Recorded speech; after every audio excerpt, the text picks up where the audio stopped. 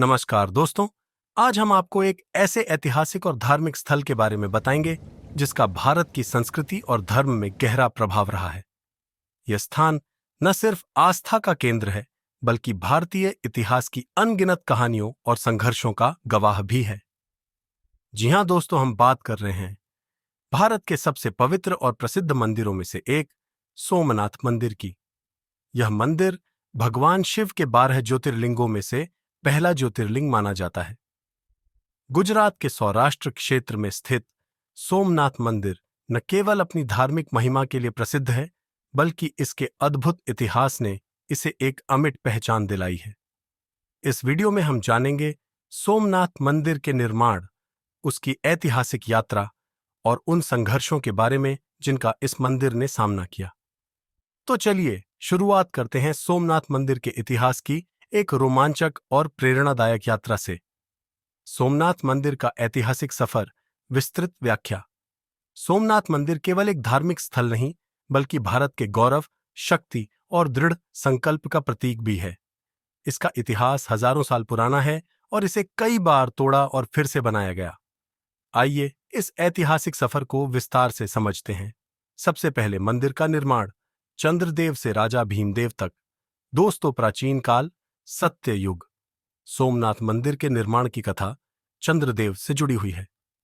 प्राचीन ग्रंथों के अनुसार चंद्रदेव, चंद्रमा ने सबसे पहले इस मंदिर का निर्माण किया। चंद्रदेव को राजा दक्ष ने श्राप दिया था कि उनकी चमक फीकी पड़ जाएगी। जब उन्होंने भगवान शिव की घोर तपस्या की, तो शिवजी प्रसन्न हुए और उन्हें श्राप से मुक्त किया। इसके बाद चंद्रदेव ने भगवान शिव के सम्मान में सोने का एक भव्य मंदिर बनवाया। द्वापर युग और त्रेता युग समय के साथ कई बार मंदिर का पुनर्निर्माण हुआ। रावण ने इसे चांदी से बनवाया। भगवान श्री कृष्ण ने इसे सागौन की लकड़ी से बनवाया। राजा भीमदेव 9वीं-10वीं शताब्दी ने इसे पत्थरों से निर्मित किया, जिसे एक भव्य मंदिर का स्वरूप दिया गया। महनन महमूद गजनी का आक्रमण, भारत का पहला बड़ा विध्वंस। 11वीं शताब्दी, महमूद गजनी का हमला। 11वीं शताब्दी में अफगान शासक महमूद गजनी ने भारत पर हमला किया। 1025 ईस्वी में उसने सोमनाथ मंदिर पर आक्रमण किया और इसे लूटकर पूरी तरह नष्ट कर दिया। महमूद गजनी ने यहां मौजूद बहुमूल्य आभूषणों, सोने, चांदी और धन को लूट लिया। उसने शिवलिंग को भी तोड़ दिया और इसके टुकड़े गजनी अफगानिस्तान ले जाकर मस्जिदों में लगा दिए। यह हमला इतिहास के सबसे बर्बर आक्रमणों में से एक माना जाता है, जिसने भारतीय संस्कृति को गहरा आघात पहुंचाया। मंदिर के 17 विध्वंस और पुनर्निर्माण, आस्था की अटूट गाथा, बार बार आक्रमण और पुनर्निर्माण। महमूद गजनी के बाद कई आक्रमणकारियों ने इस मंदिर को तोड़ा। 1999 ईस्वी में अलाउद्दीन खिलजी के सेनापति उल्लुग खान ने इसे फिर से नष्ट किया। 1706 ईस्वी में अहमद शाह अब्दाली ने इस मंदिर को तोड़ने की कोशिश की। हर बार इस मंदिर को ध्वस्त किया गया, लेकिन भारतीय राजाओं और भक्तों ने इसे बार बार पुनर्निर्मित किया। यह दर्शाता है कि सोमनाथ केवल एक मंदिर नहीं, बल्कि भारत की आस्था और संस्कृति का प्रतीक था। आधुनिक पुनर्निर्माण 1951, भारत के गौरव की वापसी। भारत की आजादी के बाद पुनर्निर्माण। जब 1947 में भारत स्वतंत्र हुआ, तो सरदार वल्लभ भाई पटेल ने इस मंदिर के पुनर्निर्माण का संकल्प लिया। 1950 में मंदिर का पुनर्निर्माण कार्य शुरू हुआ। 1975 में तत्कालीन राष्ट्रपति डॉ. राजेंद्र प्रसाद ने इसका उद्घाटन किया।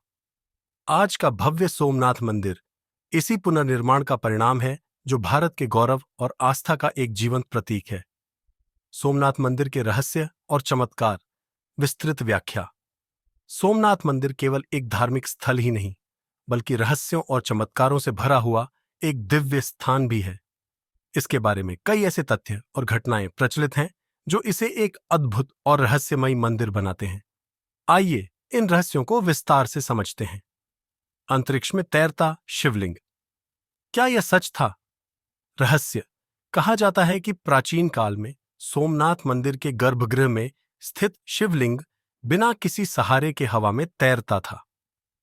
यह सुनने में अविश्वसनीय लगता है, लेकिन कुछ मान्यताओं के अनुसार यह अद्भुत वास्तुकला और चुंबकीय शक्ति का एक उदाहरण था। संभावित वैज्ञानिक व्याख्या। चुंबकीय बल, मैग्नेटिक लेविटेशन। प्राचीन भारतीय वास्तुकला में चुंबकीय पत्थरों, मैग्नेटिक स्टोन्स का उपयोग किए जाने के प्रमाण मिलते हैं। यह संभव है कि मंदिर के गर्भगृह की दीवारों और छत में शक्तिशाली चुंबकीय पत्थर लगाए गए थे जो शिवलिंग को हवा में स्थिर रखने में सक्षम थे।